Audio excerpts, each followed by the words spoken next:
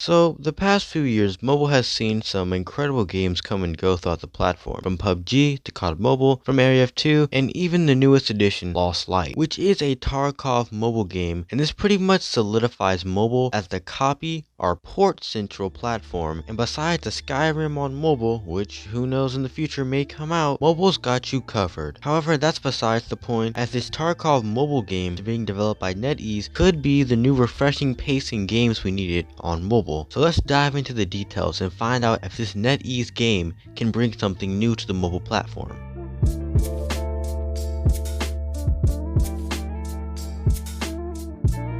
So if you haven't heard, Netease announced a while ago that a game like Tarkov was in development. Well, not in those exact words, but it might as well have been. And when coming across this news, I was expecting a Badlanders 2 or something along those lines. Since that game was such a flop for Netease, I thought they'd try to revive it somehow, but what I found was something way different. And right off the bat, we see Tarkov inspiration with the hideout and inventory mechanics, but those didn't really bother me as much as the blatant copy that is the factory map. Now, it's such a copy that I could not believe that Netease was this naive and careless, especially with what happened to Area F2. So I decided to do some digging and took to their Discord to see what in the world was Netease thinking. And in doing so, I found a few shocking things. Like, for one, they actually took notice and addressed the complaints for the likenesses of the factory map and is subject to change, saying that the closed beta test does not reflect the game when it's gonna be fully released. And along with that, a few other bugs and issues were addressed by the developers themselves.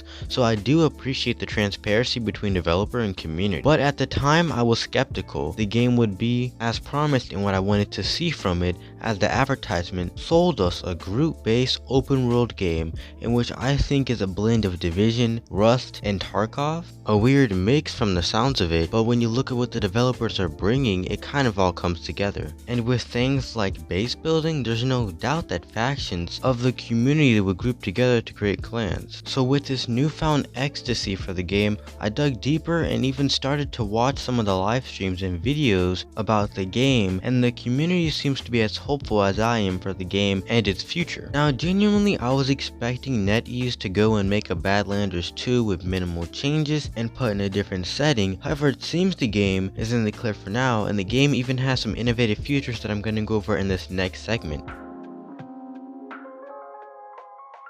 Now, this first thing elated me to see as I went along with my fantasy of a modern Rust mobile, and this was none other than a trade system. This is something I think at first would be underappreciated, but as the community develops and clans start getting bigger, I could see this feature becoming a crucial part in the player-based ecosystem. And now this next feature is also pretty cool. On the character's arm we can see a light, and this light signals to the player if someone is close to them or not.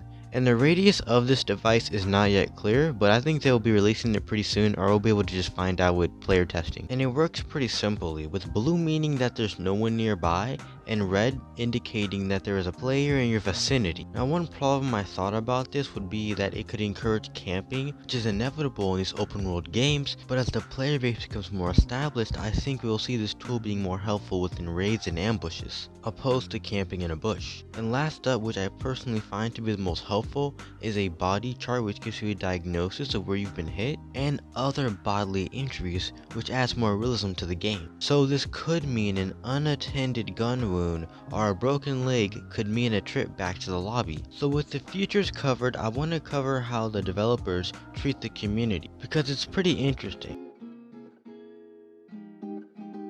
Now, the first thing I did when I had joined the Discord server was go into the announcements channel to see how frequently they updated the community about upcoming events. And to my surprise, there were actually a lot of updates that clearly explained what the devs were adding or working on in the game. For instance, I very quickly found out that you need a VPN to run this game, as it's only available in Brazil and Australia right now in the closed beta test, but the closed beta testing has also just ended recently. I also found various updates and community posts about the game like competitions and game events like the Hilltop Villa contest and the content creator competitions. I also found videos displaying exactly what a certain thing does and new content with the game. And I also saw that there was exclusive content for people in the beta test where they were given item frames to show that they were in the beta test. I also saw giveaways and an event where you could play with the devs. Not to mention the developers were open to answering questions and any feedback about the game. So overall, being greeted with this, I saw that this community was something special and the developers had the interest of the game and the community in mind first. So that makes me pretty excited to see what comes from this game in the future. And anyways, I think that's gonna be it for today. Personally, I think this game could be huge if it gives what it promises. What do you guys think? Is the transparency and the features that they are showing with us enough? Which I think we can all agree with, but tell me your thoughts down below. But with that, it's been your boy Echo, taking life one anime at a time, signing off guys.